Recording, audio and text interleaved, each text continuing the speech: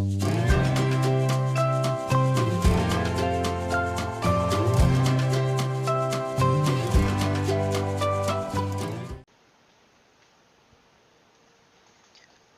everybody and welcome back to online science class. In today's lesson, we will look at wind. What is wind? To have wind, you first need air. Air is made up of tiny particles called molecules. Molecules are so small you can't see them. How does wind move? Think back at the lesson about water. What happened to the water molecules when they heat up? That's right. The warm air molecules will move up. As they move up, they will be replaced by air molecules that are cold. This makes our air move from cold to hot. This cycle of air molecules moving is wind. In what direction is the wind blowing in the picture? From left to right or from right to left?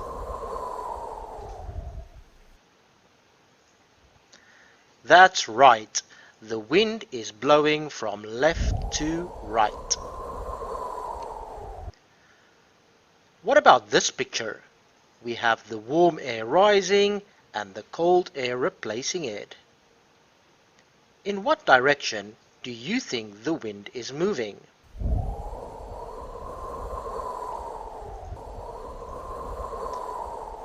That's right.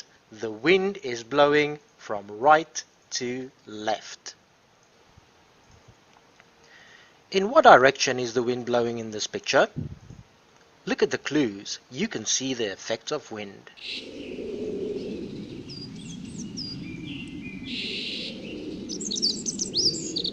That's right. The wind is blowing from left to right.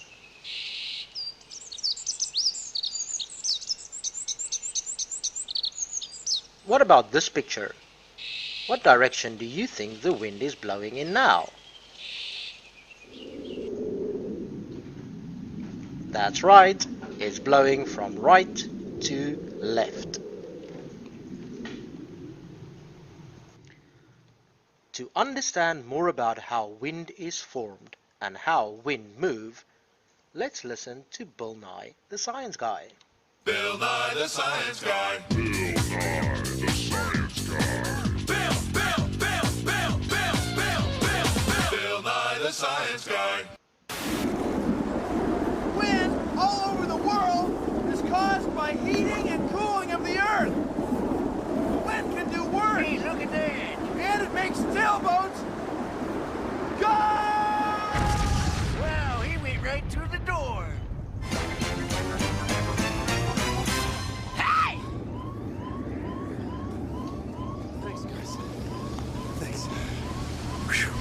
Now, real wind doesn't come from a fan. No, in nature, wind is caused by the heat from the sun and the rotation of the earth. That's what makes these intricate patterns of clouds that we see on this photo from space. It works something like this. This is our great big plastic wind box of science. These lights represent the sun. This ice represents the north and south poles. So here's what happens. Energy from the sun heats the land, and the land warms the air over the land. The air molecules get going faster, and they spread farther apart, so they don't weigh as much for the room they take up. So cold air can push the warm air up. That's why we say warm air rises. So look what's happening. The smoke shows us that the air is sinking over the cold poles, flowing over the cities, and then rising over the warm parts. See, it goes around in a great big circle. And that's what happens on the Earth. Now, there's one more thing. The Earth is spinning, so the wind starts spinning. That's why wind comes from all different directions. Wind is wild. Bill Nye the science guy. As you know, we can't really see wind, but we can see the effects of wind. In the following pictures, can you describe how you see the wind?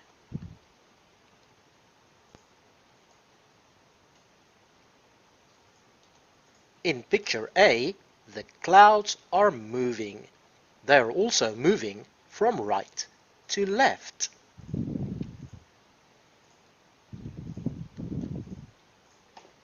In picture B, the kite is flying. It's swirling round and round.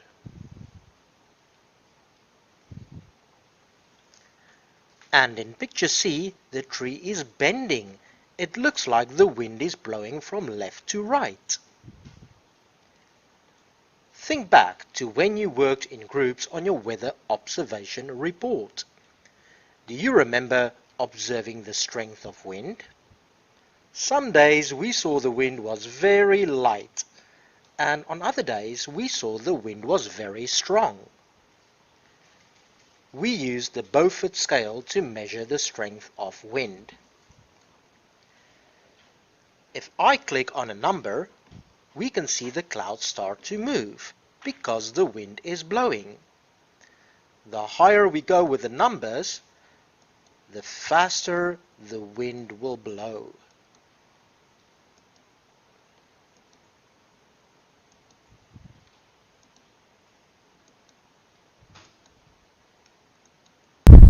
It's a storm. In these 4 pictures, we can clearly see the wind getting stronger and stronger. In picture A, the wind is very calm. The clouds are not really moving, and the kite is slowly swirling around. In picture B, we can see the wind is a little bit stronger. During a breeze, you can see leaves rustling.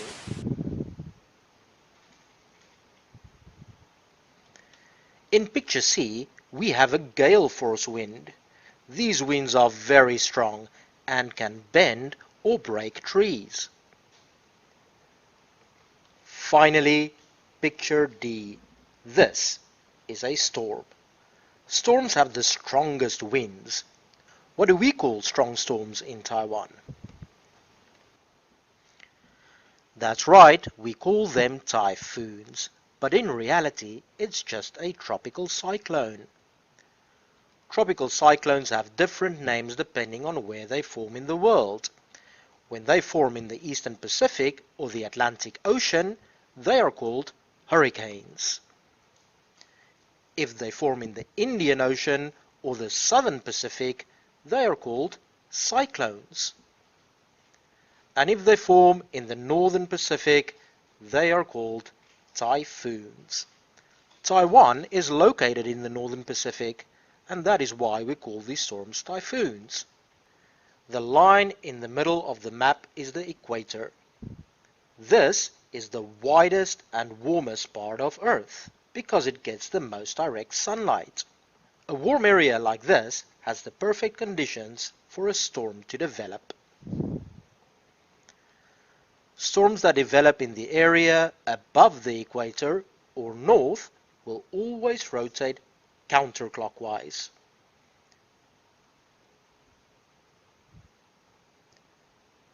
And storms that develop in the area beneath the equator or south will always rotate clockwise. Why do you think this happens?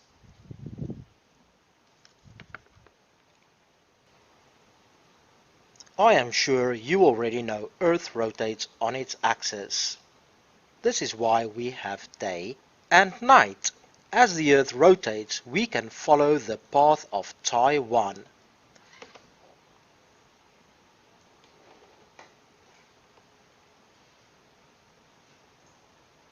Let's see how this compares to other places on Earth. The blue area is Alaska. Alaska is closer to the North Pole, and the path it takes as the Earth rotates is much shorter. Because it takes the same time to rotate, we know that it is moving slower. The red area is Malaysia. Malaysia is on the equator, the widest section of Earth. Because the section of Earth needs to move farther in the same time, it also means that it will move faster. As Earth rotates, the speed at the North and South Pole is much slower than the speed at the equator. Now, how does this help our wind move? And how does this help a typhoon to form? Imagine a cloud forms near the equator. As the cloud moves towards the North Pole, it will move faster than the ground beneath it, and thus will move ahead. On the other hand, if a cloud forms near the North Pole and moves towards the equator, it moves slower than the ground beneath it, and thus will fall behind. This will always be the case. Clouds that move from the equator to the poles will move ahead, and clouds that move from the poles to the equator will fall behind.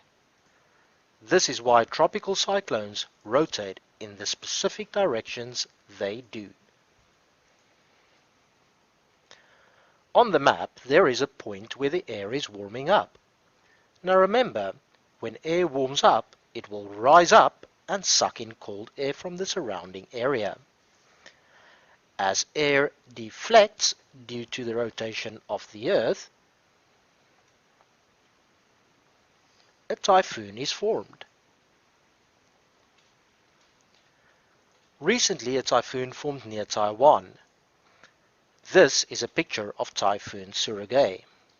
That's right, typhoons have names just like us. Even though the winds in the typhoon are very strong, in the middle there is an area that is calm, with almost no wind.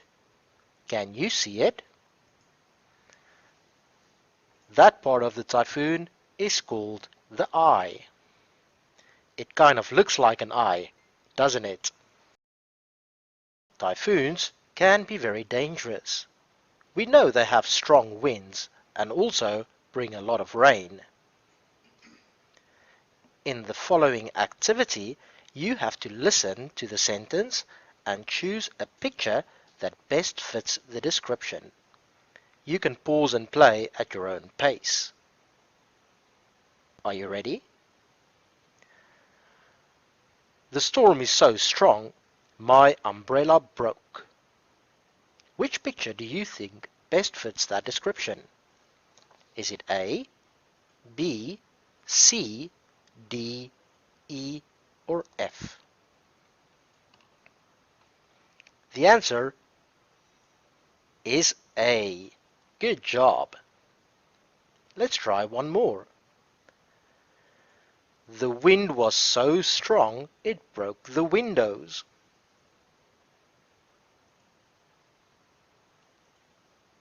The answer is E. Good job. The typhoon brought so much rain it flooded the car. The answer is D. Well done. The storm was so loud my dog ran away. The answer is B.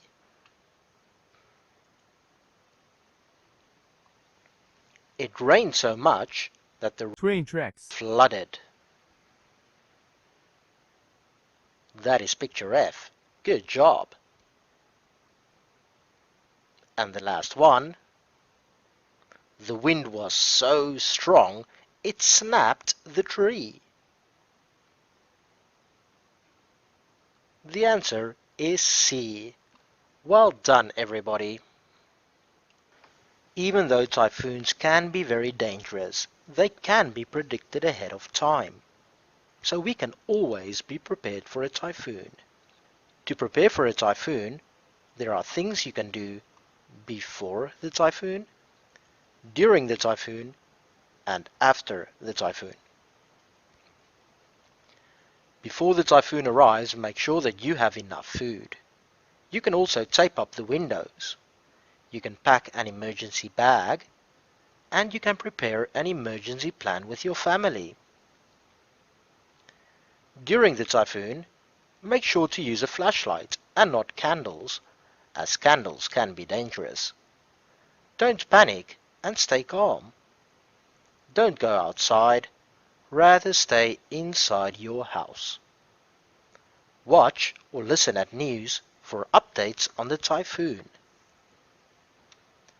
After the typhoon, you should assess what damages you have. Be on the lookout for dangerous animals that might be in your house or in the environment. Make sure that all electric outlets are safe and not damaged.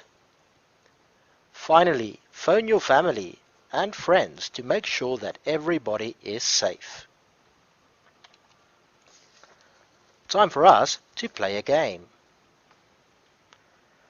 The pictures show something you should do before, during, and after a typhoon. For each question, you need to choose one picture. What should you do before a typhoon? A, B, or C?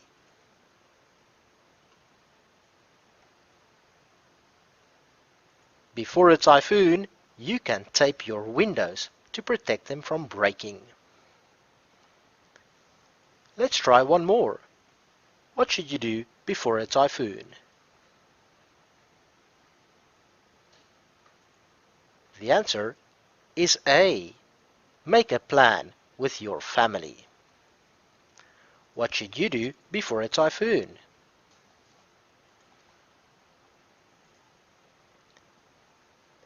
The answer is C. Prepare an emergency bag. And the last one. What should you do before a typhoon? That's right, stock up on enough food to see you through the storm.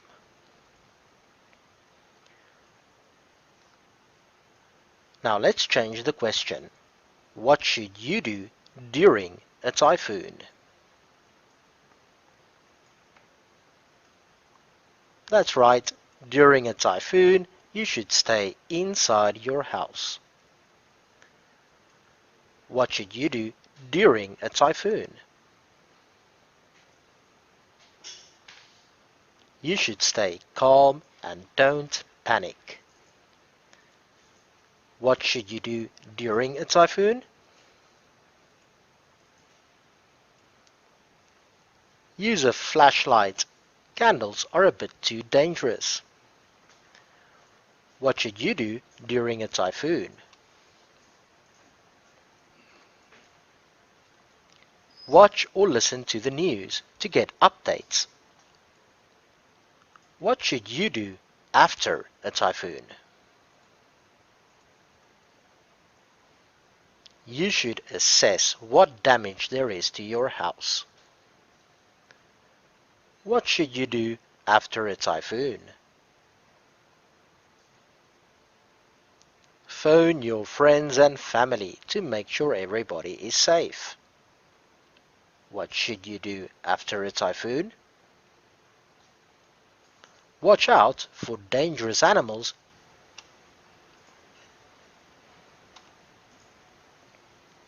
What should you do after a typhoon?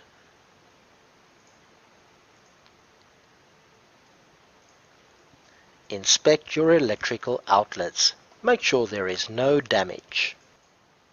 That's all for today's lesson. Please stay safe and goodbye everybody.